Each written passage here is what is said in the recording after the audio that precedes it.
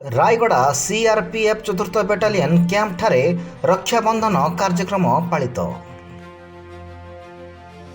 आज रायगड़ा केंद्रीय सुरक्षा बाहिनीर चतुर्थ बेटालियन कैंप ठारे रक्षाबंधन पर्व पालित हो जाइछि। साधारणतः आमे देखु भारत वर्षर महिला माने निज निज भाई को हाथ ही राखी बांधिबा सहित शुभ संकल्प करिबा परंपरा, किंतु आज सेही मानक हाथ रे राखी बंधा जाइथिला जो मानक सुरक्षा रे आमे शांति रे घरे सोई पारुछु।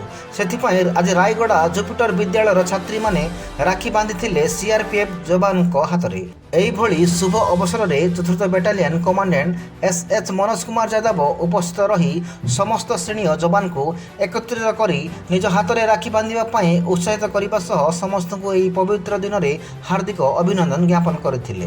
तांको सह CRPF deputy commandant Ramesh Kumar, second commandant Pradeep Kumar Sahu, DIG range SBP रायगड़ार deputy commandant Vijay Kumar Sahu, Jupiter principal Prasanna Kumar पंडा, परामर्शदाता श्रीयुक्त एसएन त्रिपाठी, निर्देशक गोविंद प्रसाद रथ, उपाध्यक्षा श्रीमती पी लक्ष्मी, एडमिन के प्रभा, सहीन मिश्र, श्रीमती रेणुका आचार्य, श्रीमती श्वेत भंडारी, श्रीमती बी प्रशांत, श्रीमती अंजलि एवं श्रीमती प्रति बेनेरिया प्रमुख उपस्थित रही।